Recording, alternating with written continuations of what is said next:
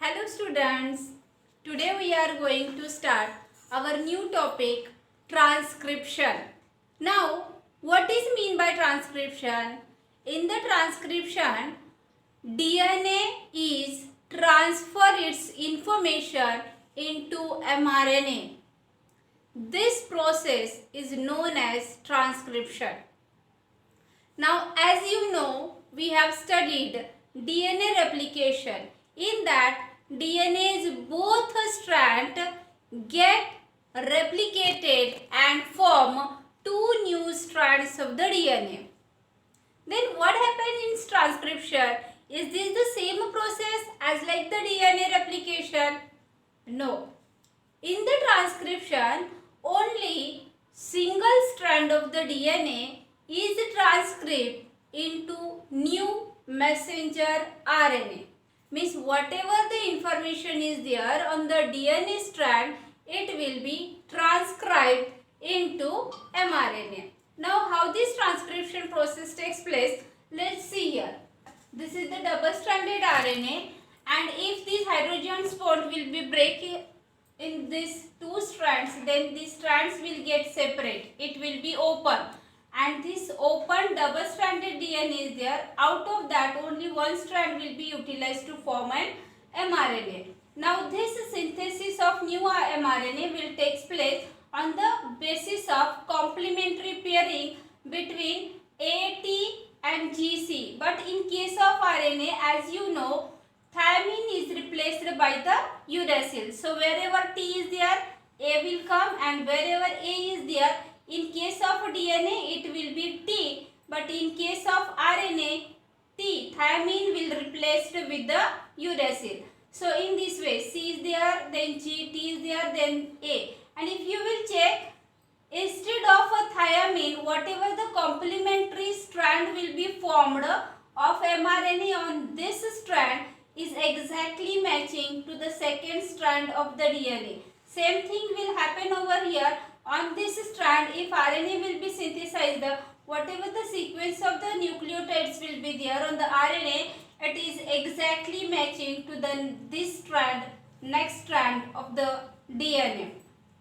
For this, you know the complementary pairing, that A pairs with U and C pairs with G. So try to find out the two strands of the RNAs on both the strands of the DNA, and then we will get the answer. If the two strands of the DNAs, if they take part in the process of transcription and two strands of RNAs will be formed, then exactly what happens? And to avoid that confusion, only one strand will be transcribed into mRNA. Just do it fast.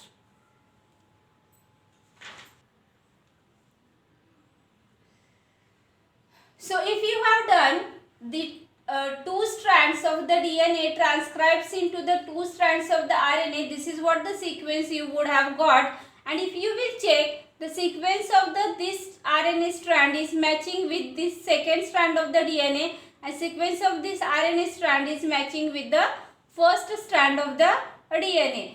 And if both the strands transcribe, then two RNAs will be formed, and in this case, if you will see these two strands, both these mRNA strands will be complementary to each other. That is, A pairs with U, U pairs with A, G pairs with C. So these both strands are complementary to each other, and you know that mRNA which is formed is afterwards translated into a protein.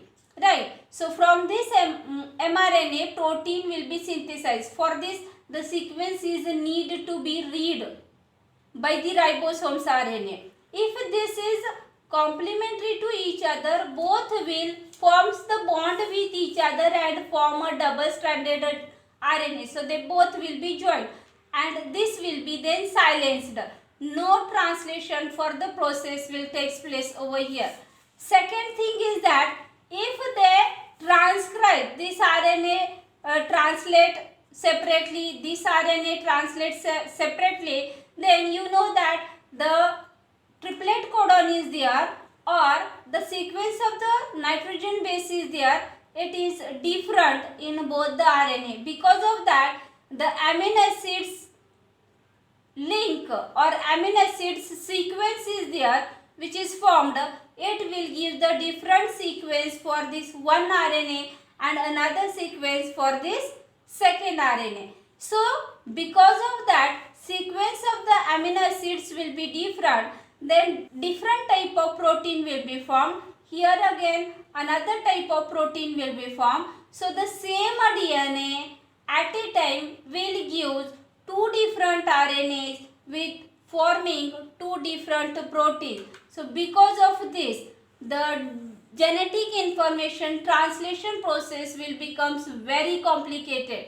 So that's why to avoid all these things, that is confusion in transmission of the genetic information, and even if the double RNA is there, then it will pair with each other and get silenced. Translation further process will not take place. So because of that, in double stranded DNA, only one strand will be transcribed, another strand will not transcribed for the RNA, and this strand will be transcribed in 5' to 3' direction only. Now transcription unit. If you will see the transcription unit, then here two-stranded DNA structure is given. This is one red color box is given known as a promoter. At the end there is one blue color box is there known as a terminator. In between this promoter and terminator, there is a particular sequence of the nucleotides. This will be act as a gene. Now this will be called as a structural gene. Among that, one will be template strand and another will be coding strand. Now what is the difference between this template strand and coding strand? Which strand is called as a template strand and which strand is called as a coding strand? See the direction of the strand.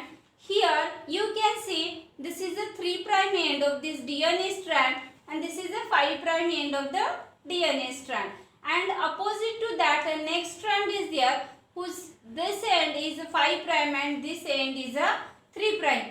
Among these both the strand, if mRNA has to be transcribed, then out of these two strands, this strand will be selected to transcribe into mRNA. Why? Because transcription takes place in 5' to 3' direction, and it will be takes place on the strand which is having the direction 3' to 5'. So this is the strand on which mRNA transcription process will take place, and this strand is there which will not code for protein or on which mRNA transcription process will not take place. That's why this strand which is in the direction of 5' to 3' direction will be called as a coding strand. So this is the coding strand which actually does not code for a protein, and this is the strand which code for protein is known as template strand. Now what is the promoter and what is the terminator? Promoter means sequence of a nucleotide from which the structural gene transcription takes place. This is the initiation site from which this process will be start, and the terminator is the box where the sequence of the nucleotides will be there, where this transcription process will end, and from here the mRNA gets separate from the strand. If we see in the detail, then see 5' end, 3' end, this is 3' end and this is the 5' end. So by seeing these ends you can understand here that the lower strand is there in this double stranded DNA having 3' to 5' direction will be act as a template strand, and this upper strand 5' to 3' direction strand is there, actually it will be act as a coding strand. This is also said here as a RNA coding region. This much. Here the promoter is given and here the terminator is given.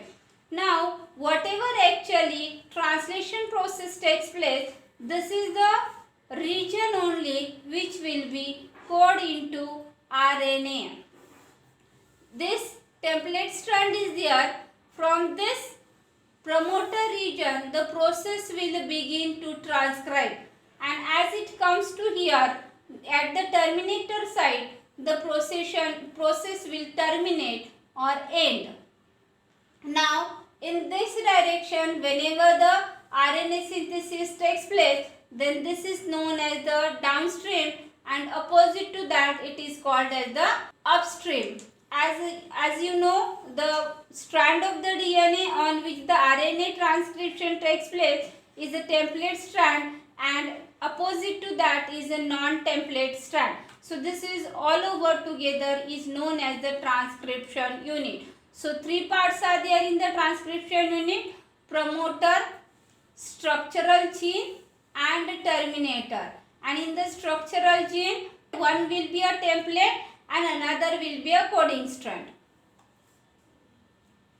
In short, here you can see that the gene is defined as a functional unit of inheritance. So whatever the structural gene we have seen, you can see here this much will be a structural gene on which the mRNA is transcribed. So this is the strand on which the uracil, guanine triplet you can see. So this mRNA further gives the sequence of the amino acids, like this will be sequenced for tryptophan, this gives phenylalanine, this will give glycine, this will for serine, and determines the sequence of the amino acids which gives you a protein. So this is a particular sequence of the mRNA which is actually determined by the sequence of amino acids on the DNA, and this functional part of the DNA is known as a gene. So gene is defined as the functional unit of inheritance which inherits the information in the mRNA, then into a amino acids, then into a protein. Then whenever this mRNA is formed, then from that mRNA some of the part is there which actually code for polypeptide, and some of the part is not coding for the polypeptide. So the coding part of the mRNA is known as cistron. So cistron is defined as the DNA segment that code for a polypeptide, and the portion which does not code for polypeptide is known as the intros, that we will see ahead in detail. Afterwards, if you see the structural gene in eukaryotes, it is called as monocistronic, and in prokaryotes structural gene is a polycistronic. Here, what is mean by monocistronic and polycistronic? See here, in prokaryotic mRNA, actually this is the whole mRNA which will be transcribed. Here this blue indicates untranslated region, then this purple is there which will be code for particular protein. Then again some of the untranslated region is there, again the next portion of the mRNA is there, it will be code for the another protein 2, then again untranslated region is there and it will code for the protein 3. So in this way, in the same mRNA, different types of proteins are formed. So this type of mRNA is formed in prokaryotic cells, and in eukaryotic mRNA, if you will see, then it is having untranslated region, then structural genes which code for only one particular protein, then untranslated region, then poly-A tail. Here capping is there of guanosine, methyl guanosine, and here poly-A tailing is there. So this is the only single gene is there. So this is called as monocistronic and this is called as polycistronic. See here, in eukaryote structural gene is monocistronic. Mono means one, codes for only one protein, and in prokaryote structural gene is called as a polycistronic. Means only one mRNA is there, it will be code for many proteins in the same. Monocystronic genes have interrupted coding sequence in the form of exons and introns. This is what? Polycystronic, and this is a monocystronic. Now, types of RNAs and their function. Whenever this DNA transcribes into RNA, then there are various types of RNAs are there. Some of the portion of the DNA transcribes for mRNA, or it is a messenger RNA. Function of mRNA is the carry a copy of instructions for assembling amino acids into a protein. Means carrying the message from DNA to protein. Then tRNA. T for transfer. tRNA means transfer RNA. The function of tRNA is translate the code from mRNA and transfers amino acid to their ribosomes to build the protein. Whatever mRNA sequence is there, it will be read by the rRNA, and according to that required amino acids are there, that will be transferred on that place by the tRNA. Next is rRNA. R for ribosomal RNA. Make up the two subunits of ribosomes used to make a ribosome. So in prokaryotes and eukaryotes, different types of ribosomes are there having two units. One is the larger unit and another one is the smaller unit. So this will be also formed by the rRNA. So these all three types of RNAs are there. It will be formed by the DNA. Now we will start the transcription process in a bacteria or prokaryotes. See here, this is your textbook diagram. In this, double-stranded DNA is given. This is, you have to consider this red color DNA. If you see the direction of this red color DNA, then it is having 3' end. Then if it will go, it should be a 5' end over here, right? Now in this yellow color structure is given. Actually, this is what we have seen in the transcription unit, that is a promoter. So this is the site or sequence of the promoter.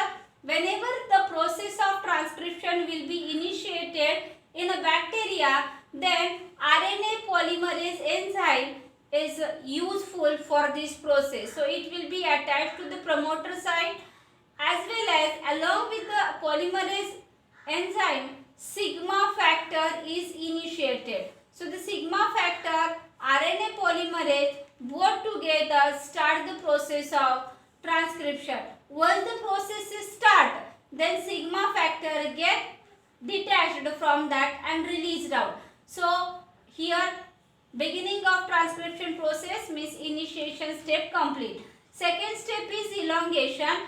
The loop will go on opening and the process, this RNA according to the sequence of the nucleotides present on the DNA, based on that respective amino acids will be added according to the complementary rule, and RNA will be go on synthesizing. So the RNA will go on elongate as the process of transcription further takes place. So that process is called as a elongation. Here RNA polymerase enzyme plays in elongation process. Last step is the termination step. In this, whenever you can see here the green color patch is there, that is called as a terminator.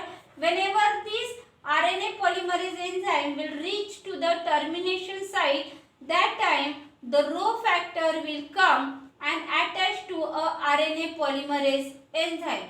At that place, the Rho factor along with the RNA polymerase will get separated from the RNA. RNA also will get separated and the process of transcription will terminate over here. So this is how the transcription process takes place in prokaryotes or in a bacteria. As here in a bacteria, you know that there is a nucleoid is there, nucleus is not there. So transcription process will take place in cytoplasm area only, wherever the DNA is there. Once the RNA is formed, here no further process is required to activate this mRNA for next translation process. So sometimes the transcription as transcription means this mRNA again further translate into a protein. So both the process goes on at the same time in case of prokaryotes. This is possible. Now after this we will see the transcription process in eukaryote. Now what is the difference? In eukaryotes also the same steps are there. Initiation, elongation, termination. Same here, RNA polymerase will initiate the process with sigma factor. Elongation will take place, termination is there. But some differences are there. See here, what are the differences? Once this mRNA is formed, then in this mRNA activation is required. So for that this formed mRNA undergoes a process. What are these processes? The first step is known as capping. What is mean by capping?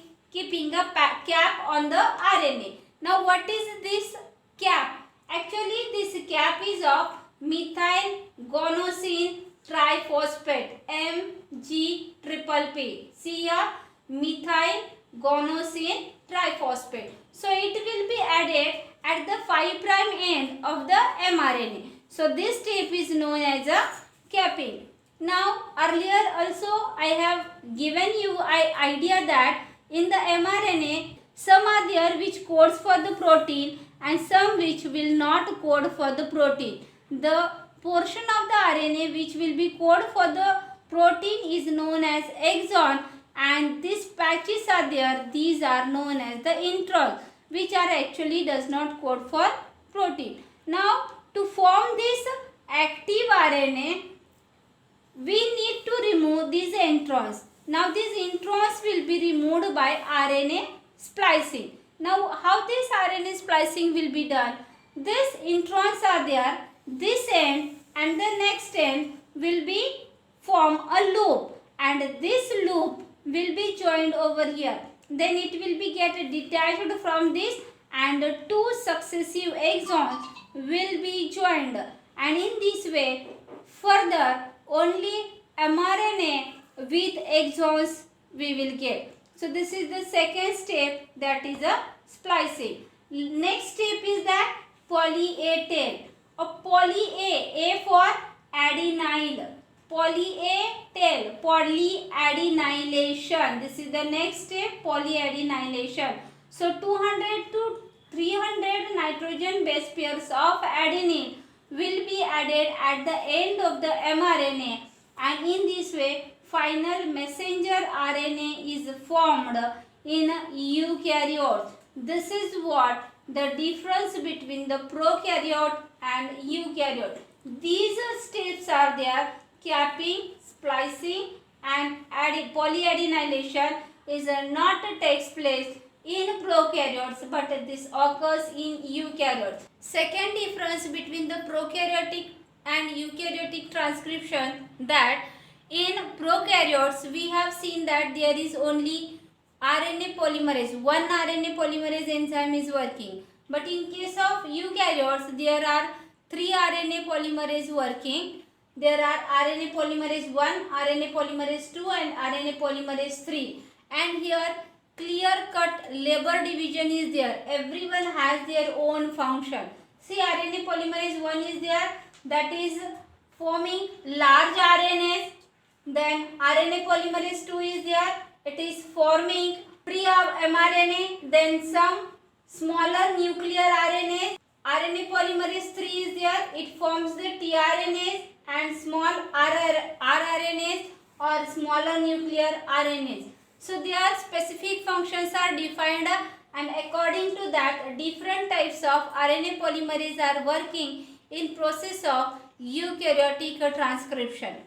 Another thing is that I said in prokaryotes translation and transcription both occurs at same time in a bacteria or in prokaryotes, but in eukaryotes the transcription process will take place in a nucleus. Then this mRNA will come out in the cytoplasm where the translation process takes place. So in this way transcription of prokaryotes and eukaryotes are there. As you have seen transcription process in prokaryotes and eukaryotes, from the exam point of board, these both the processes are very important. On these both points 5 marks question will be asked, or sometimes only diagram will be asked. So both these points you need to prepare very well. All the best.